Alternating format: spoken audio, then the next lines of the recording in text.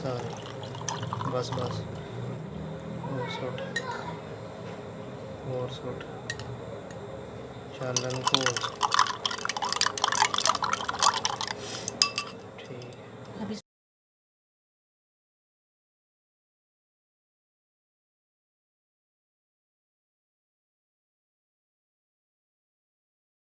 औज़ुबिल्लाहिमिनश्शैतानिर्रजीम बिस्मिल्लाहिर्रहमानिर्रहीम अल्लाहुम्मा सल्लि अला सय्यिदिना मुहम्मद व अला आलि सय्यिदिना। आज हम बनाने जा रहे हैं लीची का शरबत। और लीची मैंने आधा किलो ली है और इसके छिलके उतार ली है।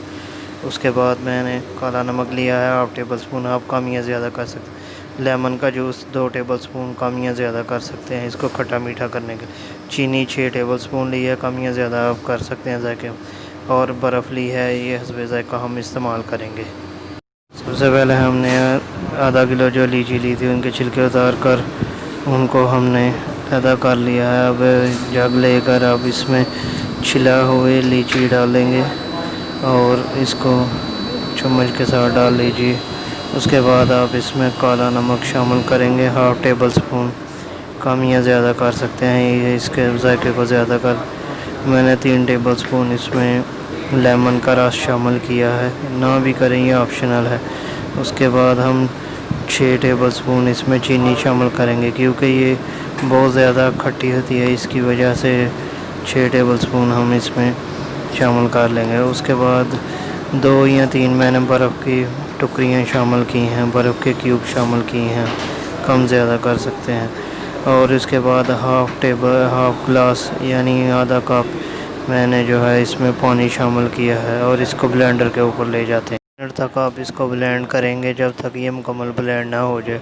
जब ये ब्लेंड हो जाएगा तो इसको छन्नी के साथ आप छान कर तभी इस्तेमाल कीजिएगा, वरना इसके पल्प रह जाएंगे। आप एक हनी ग्लास ले लीजिए और इसमें हनी ग्लास में आप 3-4 आपकी मर्ज़ी पर है लेमन के छोटे पीसेस गार्निश करने के लिए इस्तेमाल करेंगे।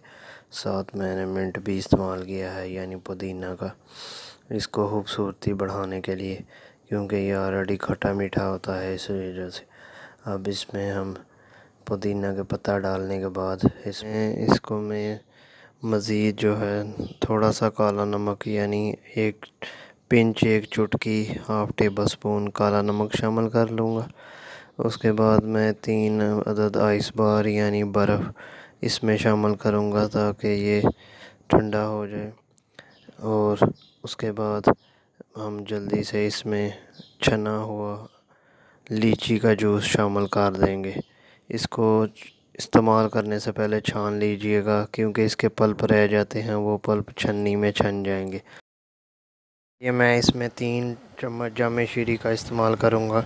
रूह अफ़ज़ा का आप किसी भी सिरप का इस्तेमाल कर सकते हैं, ये आपकी मर्ज़ी पर। बाद में इसको मिक्स कर लिया जाएगा। उम्मीद करता हूँ आज की ये वीडियो आपको ज़रूर पसंद आई होगी। अगर पसंद आई है इसको लाइक शेयर करें और हमारे चैनल को सब्सक्राइब करें अंकल्स फूड कॉर्नर को। मिलते हैं इंशाल्लाह नेक्स्ट वीडियो में, तब तक के लिए इजाज़त। अल्लाह हाफिज़।